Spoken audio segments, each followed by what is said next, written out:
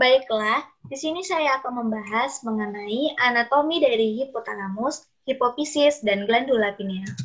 Coba kita lihat di gambar. Hipotalamus adalah yang ini. Nah, dia berada di antara talamus dan di antara hipofisis. Kenapa dikatakan sebagai hipotalamus? Karena dia hipo atau di bawah dari talamus. Untuk batasan hipotalamus sendiri, di bagian superior atau bagian atas ada sulcus hipotalamus, di bagian anterior atau bagian bawah ada chiasma opticum, dan ada corpus mammillaris. Di bagian anterior atau sisi depan itu ada lamina terminalis, dan di bagian posterior atau bagian belakang itu ada tegmentum mesencephaly. Untuk letaknya sendiri, dia itu berada di sella turcica, osis sphenoidalis, dan dihubungkan dengan hipotalamus melalui infundibulum. Ini adalah hipotalamus. Ini ada hypophyseal stalk atau infundibulum. Nah, disinilah si hipofisisnya. Nah, hipofisis sendiri dia itu memiliki bagian organ. Ada sisi posterior, ada sisi anterior. Di bagian sisi posterior itu namanya hipofisis cerebri lobus posterior atau neurohipofisis.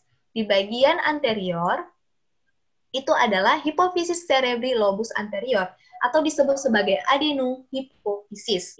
Untuk letaknya sendiri, dia itu berada di garis tengah cerebri, di antara kedua hemisferium cerebri, rostral dari colliculi superior mesencephalon, dan melekat pada dinding posterior ventriculus tertius cerebri. Ini adalah ventriculus cerebri. Nah, ventriculus tertius cerebrinya yang mana? Nah, yang ini. Kan dikatakan kalau misalnya glandula pineal itu melekat di sisi posterior dari ventriculus tertius cerebri. Nah, inilah dia melekat di sisi posteriornya.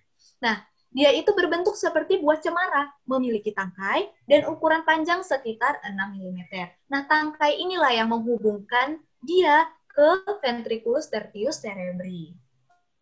Untuk referensi sendiri ini. Jadi di sini saya akan melanjutkan penjelasan kita tentang glandula tiroidea. Nah, di sini glandula tiroidea ini berada di regio column. Nah, ini gambaran glandula tiroideanya ini yang bentuknya kayak dasi kupu-kupu ini. Jadi ini dilihat dari ventral ya, dari ventral. Beratnya ini pada orang dewasa 20 sampai 25 gram. Jadi ini terletak berada di inferior dari laring. Nah, di sini glandula tiroidea juga mengelilingi bagian atas dari trakea dengan lobus yang bilateral atau berpasangan. Nah, ini bagian organnya ada lobus dextra, sinistra, dan isthmus anterior. Nah, ini yang bagian glandula tiroidea lobus dextra, dan ini yang glandula tiroidea lobus sinistra. Nah, yang ini, bagian tengahnya ini adalah isthmus glandula tiroidea. Jadi saya akan membahas glandula paratiroidea. Nah, ini berada di regio column juga. Paratiroidea ini berada pada sisi posterior lateral dari glandula tiroid. Jadi dia ada di sisi-sisi ini, belakang ini. Nah, bagian organnya itu ada 4. Yang pertama ada glandula paratiroidea superior dextra, yang ini dextra, terus yang sini juga ada yang sinistra. Begitupun dengan yang glandula paratiroidea inferior dextra dan sinistra. Jadi dia berpasangan, 2 pasang ya.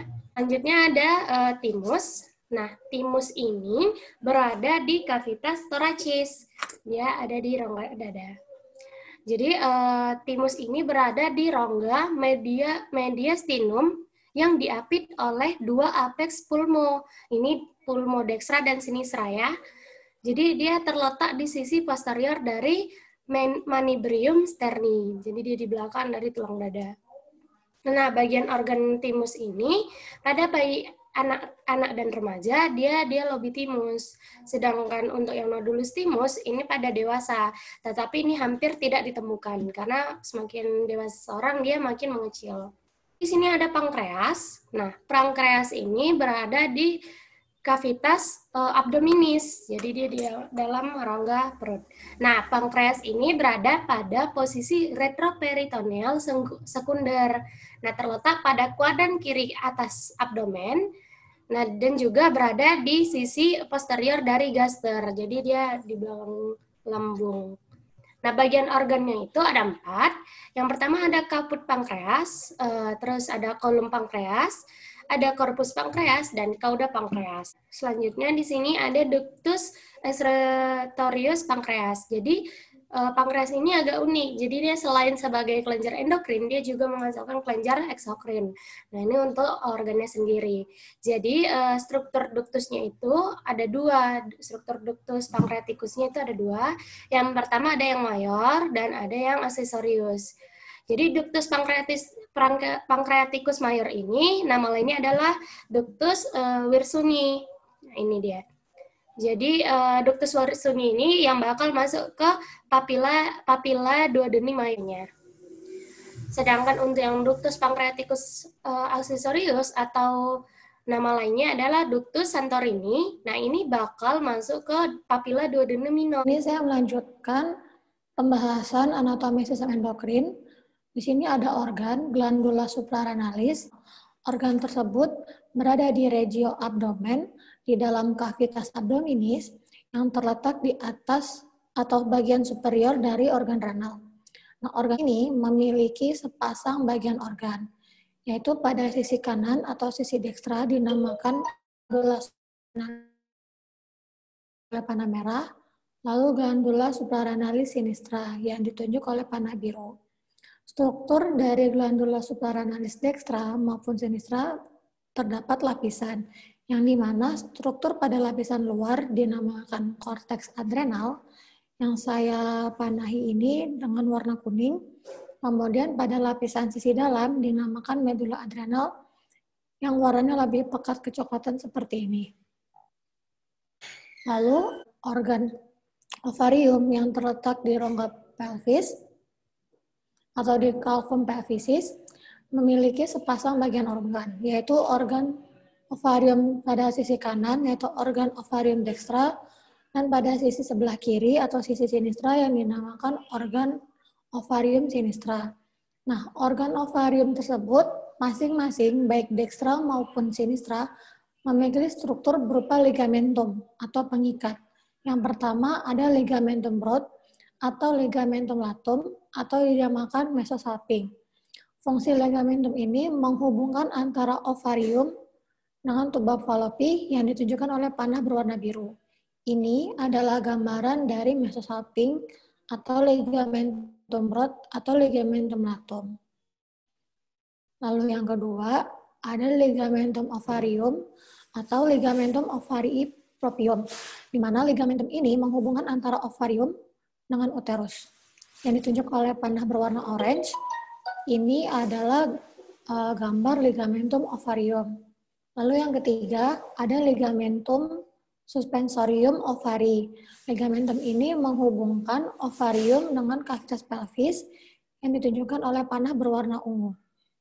Yang terakhir, panah yang berwarna merah. Yang terakhir ada mesovarium.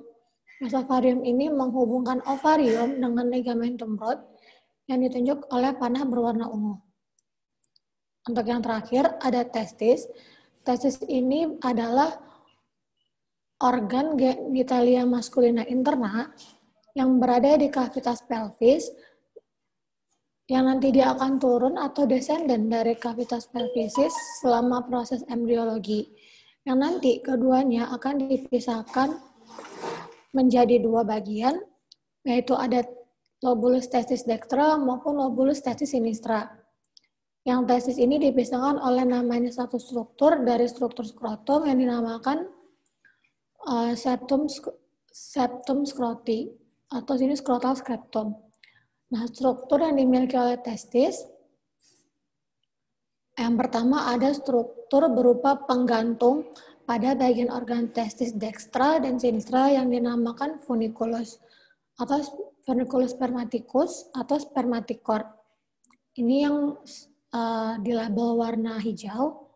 Ini adalah penggantung untuk organ testis dextra maupun testis sinistra. Lalu terdapat juga otot yang melindungi adanya organ testis dextra maupun sinistra. Ini adalah lapisan otot yang dinamakan musculus cremaster.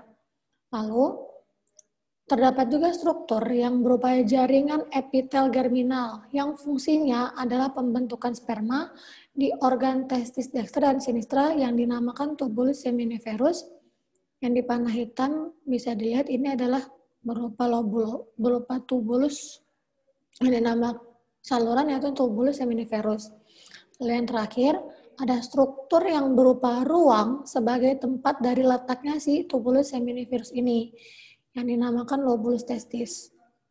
Sekian penjelasan materi anatomi kali ini. Anatomi dasar sistem endokrin. Terima kasih atas perhatiannya. Wassalamualaikum warahmatullahi wabarakatuh.